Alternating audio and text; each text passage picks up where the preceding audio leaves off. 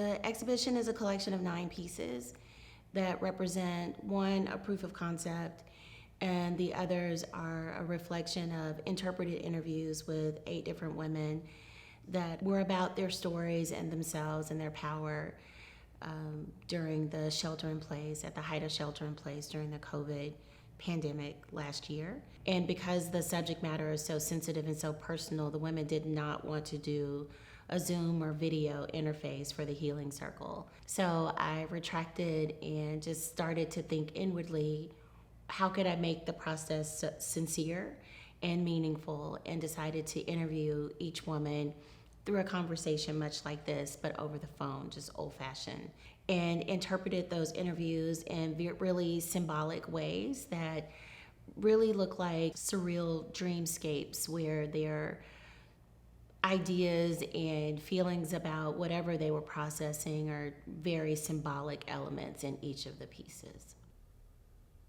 The original intention was to do a call and engage with more women in the immediate community. But again, because of COVID and the shelter in place, it was just difficult to do the level of public engagement that I wanted to. And so I resorted to talking with some women that I knew and some that I didn't know at all. And they were just, really open and willing to share. I think the biggest discovery is that as women, we focus so much on our bodies because of the media and how we look and how we might look or appear to other people. But choosing the symbols and the colors and the different elements as a representation of self really conveyed a different level of ownership of self and agency of self and pride, which was elevated all of our esteems in a really surprising way, because you're showing yourself to someone or you're allowing yourself to be seen, and they're not focusing on the physical aspects, and it provokes more curiosity, I think, about who each of us are individually. My usual process is using bodies in the work. I focus on the physical form as a process of healing, and because I wasn't able to do that, I needed to figure out a way to pivot, and I started making a collage about how I was feeling. And lots of disoriented and fear and wanting to create a way to escape. And when I did that and I was sharing with friends and a couple of the women that I intended to interview, 2 of them suggested, if you're doing this for yourself, why can't you do this with the group that you want to work with? It was a little intimidating at first because I had never done that and was really insecure about how people would feel about me interpreting them and their stories in an abstract way.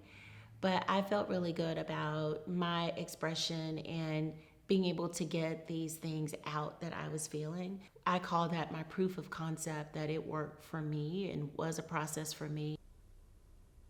The work is abstract already, but maybe the consciousness of it, being able to get it out of my head and put it on the paper. And that I start with some really basic questions just as an icebreaker, if you will, even if it's just me and another person, because to talk about the self can be uncomfortable. And we know that, I'm going to talk a little bit about trauma and ask some incredibly sensitive questions, personal questions. And so I ask about, do you have a favorite color? Do you have a favorite flower? And why? How do you feel when you're in nature? And what do you do to relax? And what is your modalities or methodologies of self-care? And so it just really the on-ramp of really kind of soft questions to break into a deeper conversation is the methodology. But it also gives me a basis of background for each of the pieces. And so the color is very much informed by the colors that the women shared that they loved or liked. And also, we talk about music and how music makes them feel. And I listened to the type of music that the women listened to while I was making their work. So really trying to channel their energy into each work. And I culled through hundreds of books and magazines and even some articles to discover psychological information about maybe something that the women were going through, something that they shared. I look at ancient texts also, specifically like Ethiopian sacred scrolls, and thinking about a sacred aspect of what I'm doing and how I'm sharing energy and holding space for each of the women, because again, some of the information is very intimate. Some stories would come up that they hadn't thought about since they were maybe in elementary school, and the oldest woman that I interviewed was 68. And so just really giving myself time to process everything that I'm hearing, and not really taking it in as though I'm learning, but really trying to be objective about what I'm listening to, and allowing myself to land on images that I think reflect the symbols of what I've heard. And it's just a really organic way of, then things coming together, and what lands on paper is not nearly with what I started with, because usually, like, my table is 4 feet by 3 feet. It's filled with cuttings and clips and everything. And I usually only end up using like a third of what I've collected. And it's just a matter of arranging what feels good and balanced. And I do think about some classical elements of composition with a foreground, a middle ground, and a background, and dark and light, and how things come together. The affirmations were really important to me, again, with these women sharing so much about themselves in this moment in time. So that ephemeral aspect, that moment in time, I wanted to give something back to them.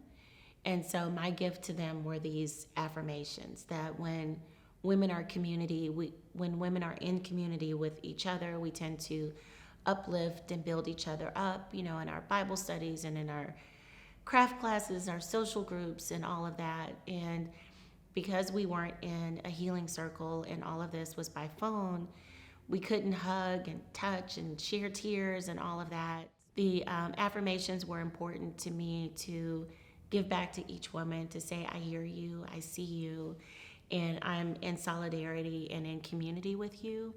And this is how I feel with you in this process. My plan last year, after I completed my 3-month residency, was to have a large-scale installation, much as like what's in the gallery. And because I wasn't able to do that, I just kept visiting each of the pieces that I created. And they moved, they vibrated, they weren't speaking to me, but I did see them moving. And I kept wondering, like, how can I bring them to life?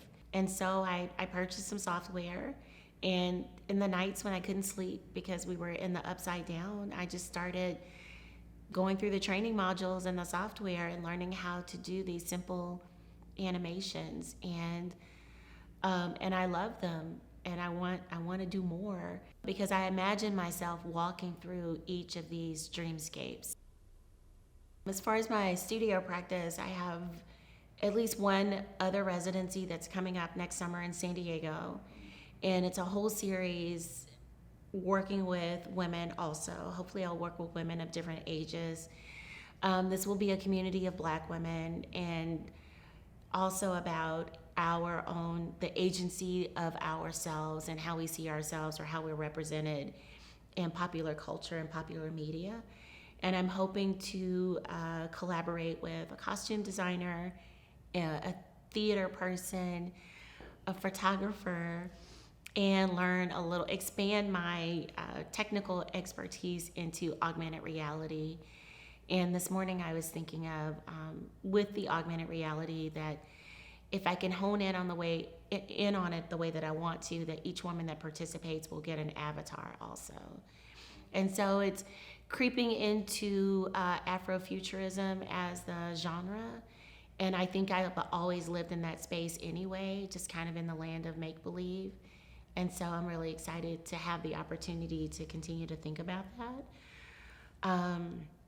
And I've started making soft sculpture too.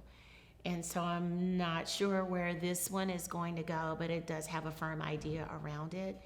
And so I'm just continuing to produce more work, and silently in the lane of representing aspects of Black women that are not focused on the body, but focused on the aspects of ourselves that demonstrate our strength, our power, and the ownership of our own agency.